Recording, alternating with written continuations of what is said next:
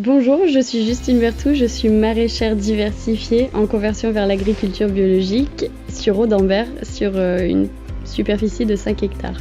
Je suis de base un ingénieur forestier, je me suis spécialisée dans mon parcours sur l'agroforesterie justement et j'ai pu voir les multiples bienfaits que l'intégration des arbres dans les parcelles culturales pouvait apporter, que ce soit en fertilité, en diversification des écosystèmes, en refuge pour les auxiliaires, etc. Pour moi, c'est un système très complémentaire à la pratique de l'agriculture biologique. Ça donne un système plus résilient. Pour la plantation de haies, la région finance à 80% la fourniture des plants et la main-d'œuvre pour la plantation. Donc j'ai bénéficié de cette aide-là avec l'aide du parc des Caps et Marais d'Opale qui a construit mon dossier, qui m'a aidé à faire le dossier. Mais c'est une aide qui est disponible dans tous les Hauts-de-France. Alors je ne dirais pas vraiment que j'ai des doutes sur l'agroforesterie, j'en suis convaincue.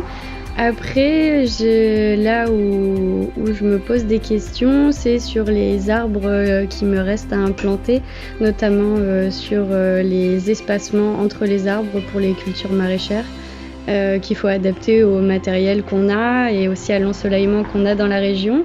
Donc là-dessus, je pense que je vais faire différents essais, mais après pour les arbres en bordure de champs comme les haies, les vergers, etc. C'est des systèmes qui ont déjà été faits de nombreuses fois et qu'on sait mener facilement. Je ne constate pas qu'il y ait plus de nuisibles, au contraire, le fait d'avoir les arbres, etc., ça permet d'avoir des perchoirs pour les rapaces. Et moi je suis le plus embêtée avec les mulots et les lapins. Et ces rapaces-là, qu'ils soient diurnes ou nocturnes, se nourrissent et prédatent les mulots et les lapins. Donc je pense qu'au contraire ce sera bénéfique. Donc, pour l'entretien des arbres, en ce qui concerne le verger, j'ai qu'une 50aine d'arbres pour l'instant. Donc je fais une taille d'été et une taille à l'automne. Et généralement ça me prend une petite journée pour l'été et une petite journée pour l'hiver. Pour ceux qui doutent encore de passer à l'agroforesterie, je dirais que c'est hyper important d'aller visiter des fermes où ils ont déjà planté pour voir les erreurs qui ont pu être faites ou alors les bénéfices qu'ils en retirent maintenant.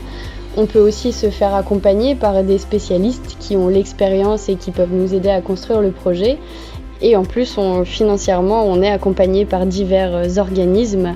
Donc c'est totalement réalisable pour avoir une ferme plus pérenne et plus durable.